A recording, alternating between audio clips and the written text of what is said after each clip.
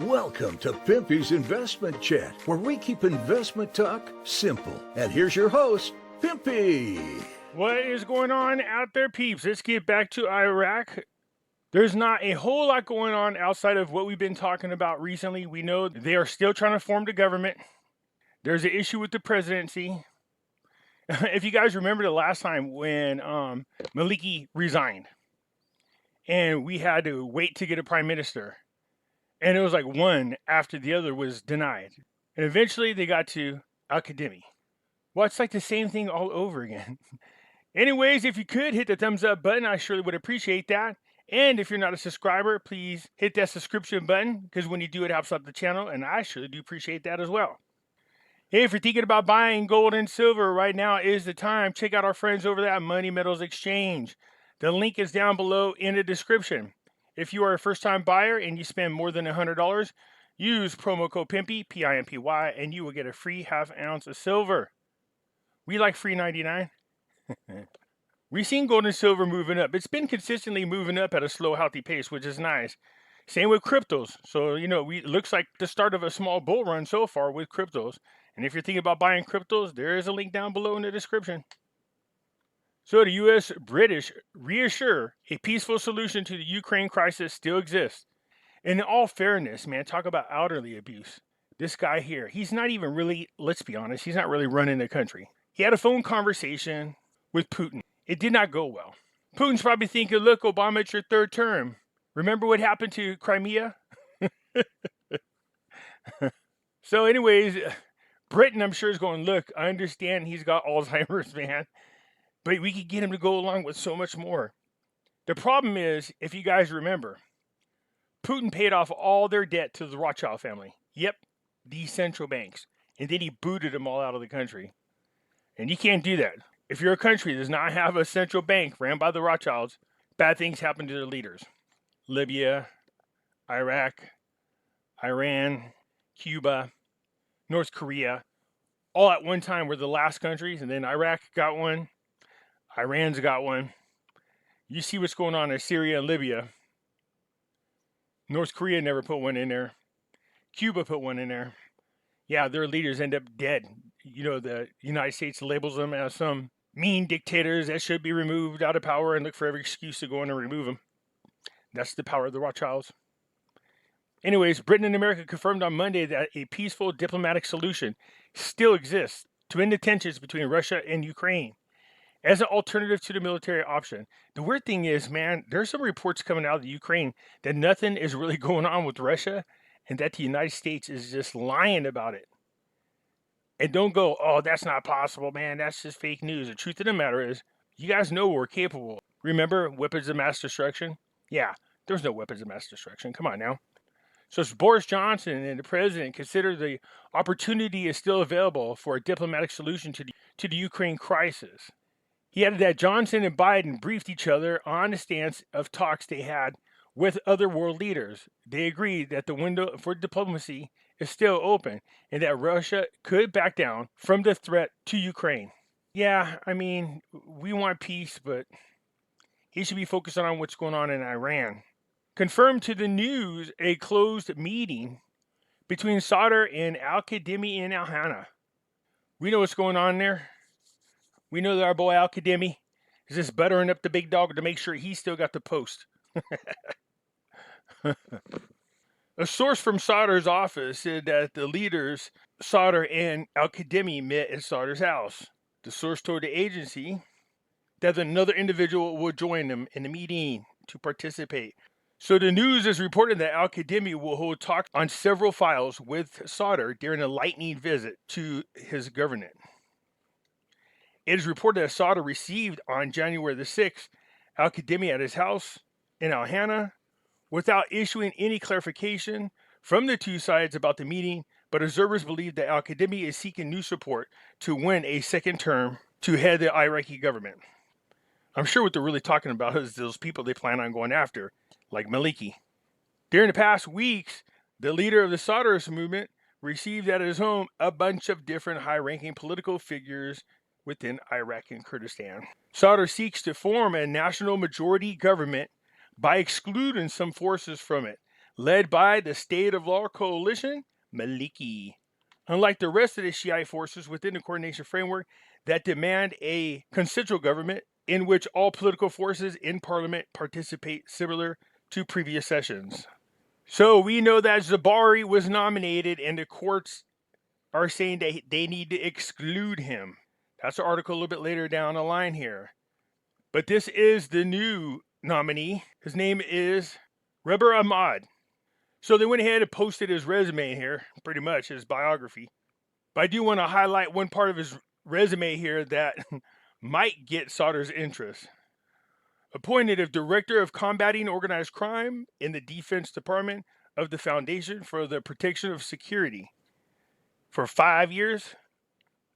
Well, that might be somebody you want to have up there in the presidency if you're trying to just investigate some previously high-ranking political people. So Reber Ahmad looks like the guy that's being nominated now. So Zabari said he was the man for the job, but the court said, no, you're not. You have some issues you got to clear up. The Kurdistan Democratic Party has nominated the Kurds Interior Minister, Reber Ahmad, for the presidency. His chances of winning the presidency is strong, given the agreement of the Triple Alliance, which includes the Sauter's movement, the Alliance of Sovereignty, and the Democratic Party on it. The nomination of Reber was unexpected for most political circles, especially in light of the recent news that the party intends to nominate personalities who've worked in the federal government for the position. Talabani meets with the leaders of the coordination framework to discuss 2 files. I love how they do their articles. An insider source, a source within the political party. Look at this one here. An informed political source. I think what it is, we just get tired of hearing that over here in the United States. We've heard that so many times. And 2 unnamed sources accuse 45 of this. And that's like, oh, good Lord. Just say who. So an informed political source said that a meeting was held between the president of the Patriotic Union in Kurdistan, Talabani, and the leaders of the coordination framework to discuss 2 files of the position of the president of the republic and the formation of the next government. Well, we already know what happened. We know that Reber was nominated. Now, the interesting thing is when they meet, they include Maliki in on these meetings, which I find very interesting, considering he is the main obstacle with this formation of the government. The source added that the meeting will discuss the issues of the crisis of naming the new president of the republic, as well as formation of the new government. The Patriotic Union of Kurdistan nominated the current president, Saleh, to occupy his position for a second term. What happens if they keep... There's a part of me... Okay, so for those of you who remember, when we were trying to find a replacement for Maliki, they can only nominate 3 different candidates. After that, the government gets demolished. Then you have to start a whole new election. I remember when Al-Qadimi's name was being kicked around and a lot of people were fussing about it. They're like, it's not going to happen. Well, they sent the first candidate. He got rejected. They sent the second candidate and he got rejected. Then lo and behold, the very last one was Al-Qadimi. Something tells me that's what they're doing with Saleh. They sent up already Zabari. Now they're sending up Reber.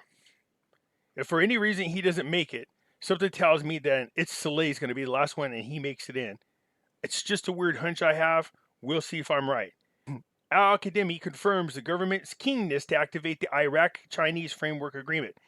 Geopolitically, this is not good for us, but it might be good as far as the dinar is concerned.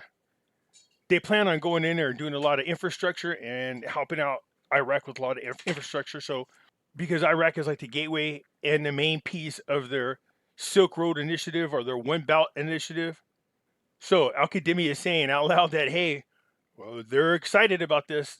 I don't know how that bodes well with their own government. I know we have an opportunity to get in there, but there has been several countries that have came out over the last couple of months saying the problem with America is they go into countries, overthrow the governments, throw the entire country in disarray, promising to rebuild it, give the money, but never stay to rebuild it. And because of that, China has been doing a great job of coming up behind America and building strong relationships where we don't want them to. So we know there was 3 large contracts that there was an understanding and a memorandum and a signing of, but they had not yet voted on it. So I'm sure that's one of the things that Al-Kadhimi is going to handle as soon as he gets into office, is to get these contracts signed. I'm not sure if this is going to affect the dinar in any way, shape, or form, because really what they're doing is going in to help Iraq rebuild. So that's actually a good thing. But geopolitically, it's not for us. So in the federal court's decision on Saleh, remember, it was Halabasi, I think it was, that tried to take over the presidency until the nominated one is selected. But the court said that's not going to happen. Until you guys find a new replacement, Saleh is going to be the president. Whatever happened to Barzani being nominated for president? The Patriotic Union of Kurdistan intends on Saturday to hold a meeting at the leadership and political levels to agree on presenting one candidate from the Kurdistan compound for the post of presidency.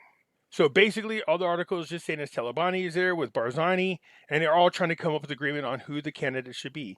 So this is looking good. Al-Kadhimi, his advisor, the 2022 budget includes the payments of Iraq's loans. I like how they word it there, because what it doesn't say whether or not is, are they paying off all the loans? The way it reads in the article, it sounds like they are figuring out what the payments are going to be. So that could be paid in full. Let me put it to you this way. If it's paid in full, that would be awesome.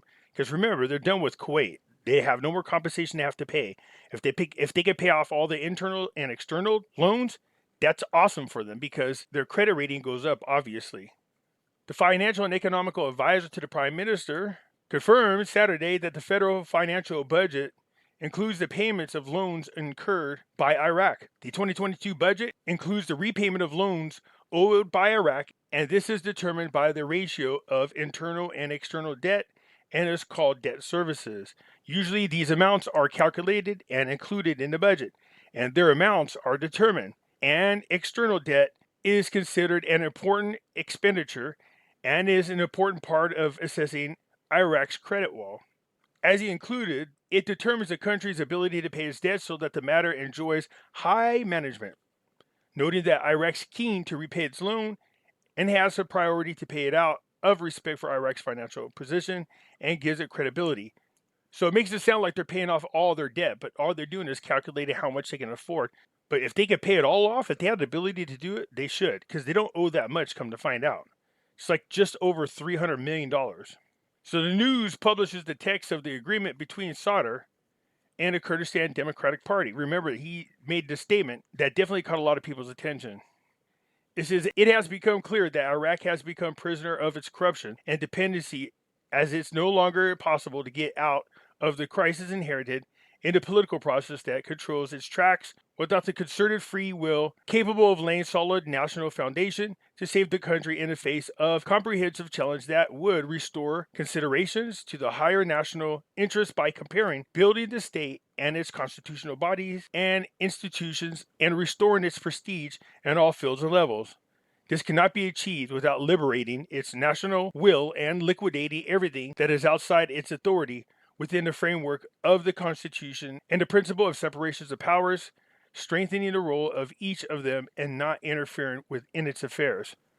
So I went over these already in a previous video, and I think what Sadr is referring to is the fact that he has to keep trying to negotiate to get the type of government he wants, but the people that are doing the negotiation want the very same corrupt people in government, the same corrupt people that Sadr is going after. I mean, it's just hypocrisy at its highest. So, yeah, and I'm sure it's really hard for him to get what he wants accomplished without agreeing to at least let some or all of them in it, with the exception of Maliki, obviously. So, yeah, you can see Al-Kadhimi's got a big cheesy smile, and hopefully that's for a good reason. Let's hope our boy gets back in there, and I would love to see Saleh take over the presidency as well. Let's see if I'm right. It's just a hunch. But I think all these name and all this posturing of different presidents, they're going to get to the point where they have to just pick one and they can't agree on it. So they just settle for Saleh. I mean, that's what happened when Al-Kadhimi was running for prime minister. They first mentioned his name.